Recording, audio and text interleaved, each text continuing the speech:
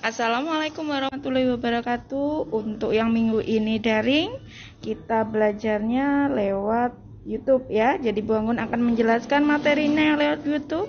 Nanti kalian mempelajari link YouTube yang Bu Anggun berikan dan setelah itu berlatih UKBM dan LKS-nya. Baik, untuk materi pada minggu ini kita akan belajar minyak bumi ya. Nanti kita akan belajar minyak bumi dan gas alam serta bensin dan dampaknya terhadap lingkungan. Oke. Untuk minyak bumi dan gas alam nanti pembentukannya bagaimana, komposisinya, pengolahannya seperti itu. Oke, baiklah untuk yang pertama untuk pembentukan minyak bumi dan gas alam ini yang pertama dari plankton ya, kemudian selanjutnya nanti itu terjadi endapan di batuan berpori, kemudian batuan yang kedap udara, kemudian nanti proses beberapa tahun, kemudian terjadi lapisan-lapisan dan di sana ada gas dan minyak seperti itu. Oke, untuk komposisi dari minyak bumi itu sendiri secara umum dia terdiri dari 5 unsur kimia.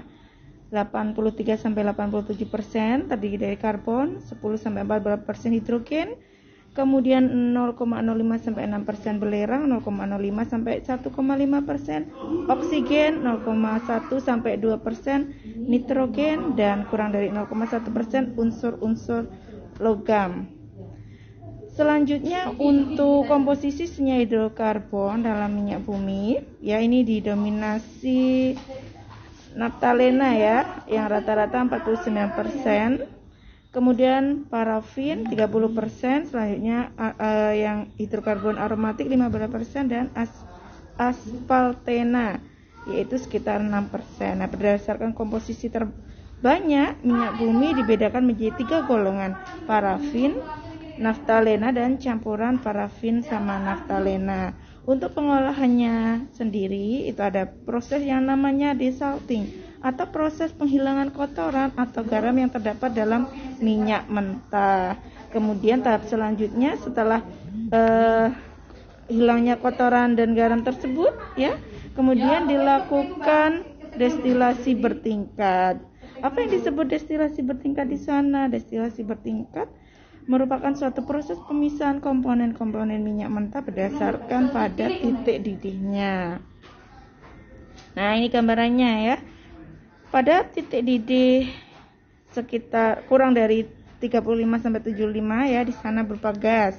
Kemudian petroleum, ether dan bensin atau kita sebut gasolin itu sekitar 35-75%. Meningkat lagi suhunya 70-170% berupa naftalena, kemudian kerosin 170-250 derajat Celcius. Kemudian solar 250-340 derajat Celcius dan meningkat lagi lebih dari 350-500 derajat Celcius adalah minyak atau parafin dan residunya berupa aspal yaitu lebih dari 500 derajat Celcius seperti itu. Kemudian minyak mentah tersebut, minyak bumi tersebut setelah didestilasi tadi digolongkan berdasarkan fraksinya tadi ya dan kegunaannya seperti itu. Kalau gas biasa sebagai bahan bakar kompor, gas tabung dan yang lainnya. Untuk petroleum ether berarti untuk pelarut bisa atau dry cleaning. Kemudian bensin atau gasolin sebagai bahan bakar kendaraan bermotor. Naftalena bahan baku industri, kerosin bahan bakar pesawat terbang dan yang lainnya.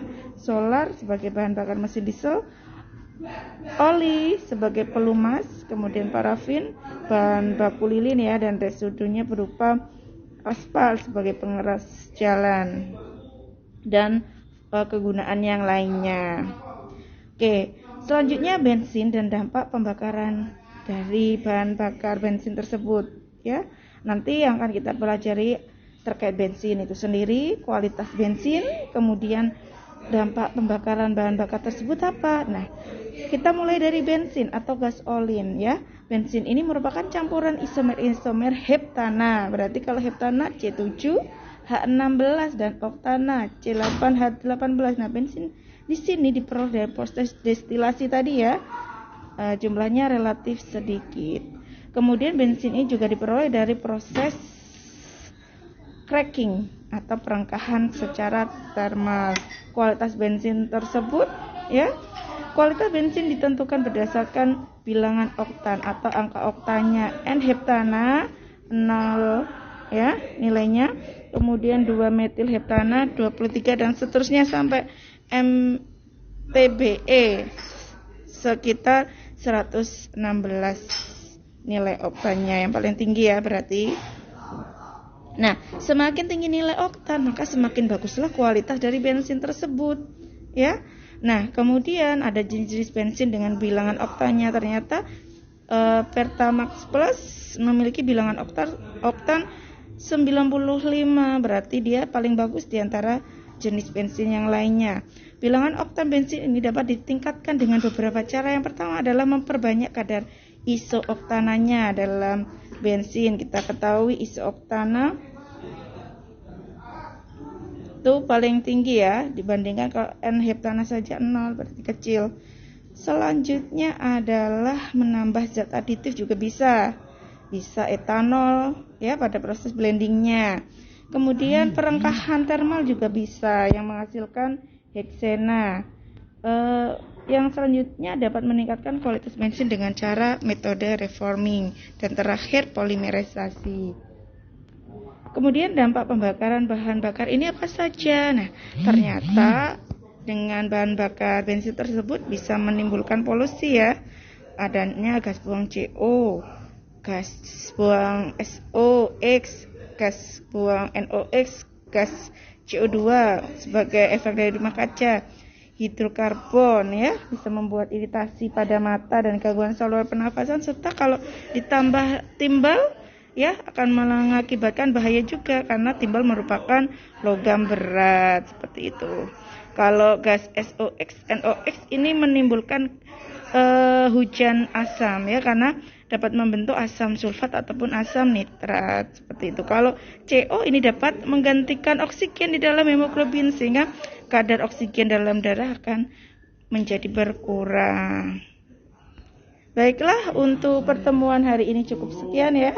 Kalian lanjutkan dengan belajar mengerjakan UKBM dan LKS-nya terkait minyak bumi. Terima kasih, saya ucapkan selamat dan semangat belajar di rumah. Saya akhiri, wassalamualaikum warahmatullahi wabarakatuh.